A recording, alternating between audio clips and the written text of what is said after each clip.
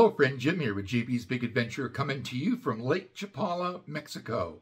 So why are there so many people leaving Lake Chapala right now? I'm going to answer that for you here in just a moment. But first, if you haven't yet, I'd like to encourage you to go ahead and subscribe to the channel.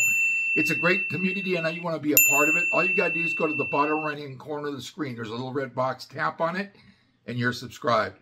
Also, give us one of those thumbs up. That lets other people know it's a great video to watch about retiring to Lake Chapala. So why are there so many expats leaving? Over 10,000. Actually, the number is between 15 to 20,000. But what it is, it's the snowbirds. So here's how Lake Chapala is such of an attractive place. For one, we have an internal spring. Spring here all year round. The average temperature is between 68 and 72 degrees year round. Can you believe that? That's incredible. So, just like somebody just the other day actually emailed to me, it says, well, it's another boring, glorious day that we've got today. And I'm thinking, yeah, it's glorious. I don't know if it's boring or not, but I thought that was kind of an interesting comment that he made to me about that. So, here's what happens. The snowbirds come down when their country or where they live, whether it's the upper states or whether it's in Canada, is cold. Cold, icy, snow. What they do at that time is they come here to Lake Chapala to get away from all of that. That's why they're called snowbirds. So it turns out that they are actually here from about November to about April, somewhere here into May. So they're here, and that's the high season. That's when there's the most expats here at Lake Chapala. Then what happens from April until about November? That's the low season. There are a lot less of them here during that period of time.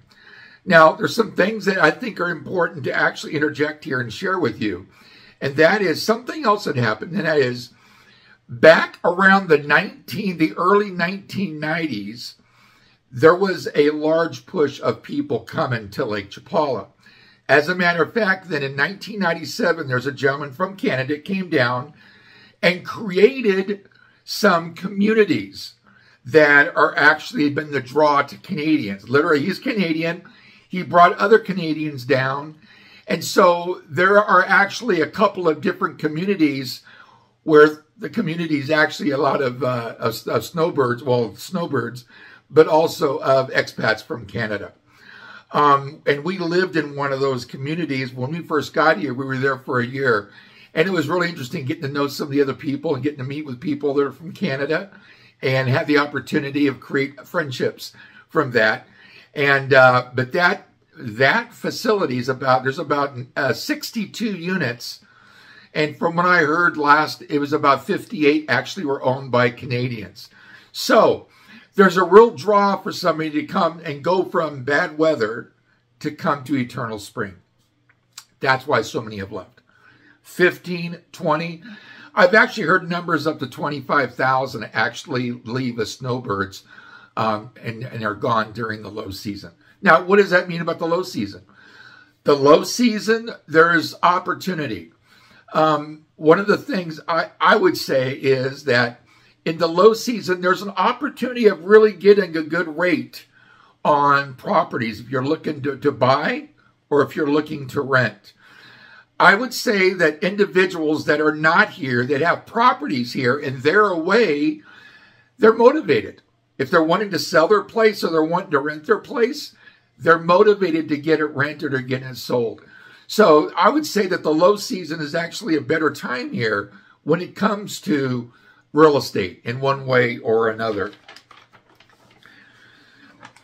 There's another number that's come out, and that is, it said that since COVID, which was 2020, the number of expats who are actually applying for a visa, whether it be a temporal or a permanente, has increased 90%. That's huge. 90%. So what that means then is there's a huge number of people wanting to come into Mexico. Now, what the article said was it actually has a high degree of those that are expats from Canada. Now, let me share with you a few things about Canada that we have been that's been shared with us, and that is our world is getting closer to a lot of governmental controls. There's a lot of it that's already going on right now, and I don't believe it's going to get better. I think it's going to get worse. But what's happening is people want freedom. They want to be able to get to some place where they can have freedom, where they can take deep breaths and just relax and chill, decompress, disconnect. And so here we are, we're a mile high. We literally are around 60 miles. It's 60 miles around the lake. That kind of a lake. At the most, it's between, depending where you're at, 18 to 20 miles across the lake at its widest point. That's incredible. So people are asking, well, where did people go? Because I've actually had somebody here asking me about that. Now, as I was mentioning earlier about properties and such, I've got a good opportunity of being around real estate agents, being around individuals that are actually investing in properties here. This is not a real estate video, but I'm wanting to share something with you. So there is a 2,000 square foot house that is in a very desirable community here. And the price, the price was $192,000 in a gated community, $192,000. And actually it sold for $185,000. Now people are saying, well, it's driving up all the prices. Not always. There are people who have got homes that are literally motivated to actually sell their house. That's one example. You could get a 2-bed, 2-bath condo. Now, what I'm not saying is you're not going to get it in the best part of town. But here at Lakeside, which is the space in between Ajijic and Chapala, you can get one for about $120,000 to $150,000. I know that the unit that we were living in had been purchased for $148,000. I know of someone else that sold a property there, and theirs actually got sold for $139,000, I believe it was. And that was a year ago. So those are some of the things about the expats that are coming as snowbirds, and then why, in fact, there's a lot less people. And you recognize that. You can go to the restaurants. There's less people there. You're not necessarily waiting in line for a table. It can be driving out on the carretera. There's less cars. It could be attending events. I mean, Barbara and I, we went to a symphony here back, it's probably been 2 months ago, 3 months ago maybe. And there was a real mix of expats and of Canadians and Americans. But if that same symphony was today, there'd be a whole lot different of a group of people that are there. So there are events that still take place all throughout Lakeside, but a lot of those are attended by fewer people because not everybody is here right now.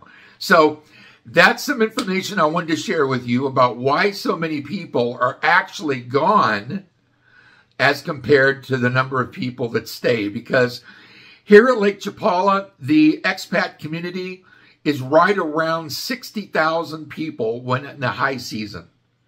In the low season, it's somewhere around 20-25 are the numbers that I was given. And so as you can see, there's times where it could even double. So it's just one of those things that just happens every single year. In fact, if you're in the States, Palm Springs is the same way. In Southern California, Palm Springs. There's also expat communities that are in Florida. People want to escape where it's cold to get someplace where it's got nice climate. Now, I can't say that Florida's always got like nice climate. I've been there once and it was humid. Hot and humid. But, so that's something I wanted to share with you about living here at Lakeside and experiencing the difference in the population and decreasing during the low season and increasing in the high season. And yes, it's more than 10,000, but that was a great number to put in there. It might look like I'm blowing up numbers if I put 15 and 20, 25. So, friend, I hope that's helped you. If, in fact, you live here at Lake Chapala, it might be something that helps you give you some information about how, in fact, the area grows and then how it, in fact, decreases with the number of people. So I hope that's been helpful. Friend, if you haven't already, I'd like to encourage you to go ahead and subscribe to the channel. It's a great community. I know you want to be a part of it. All you got to do is go to the little red box in the bottom right-hand corner of the screen, tap it, you're subscribed, and you'll know when our next video comes out. Also, go ahead and give us one of those thumbs up that lets other people know it's a great video to watch about living and retiring at Lake Chapala. Stop by, say hi, leave a question, ask any kind of a comment you might have. And certainly make sure that you hit the bell, because that way you'll be immediately notified when that next video comes out. You don't want to miss our next video. So with that, thank you again for supporting this channel and this community. Have an awesome day. We'll see you on the next video.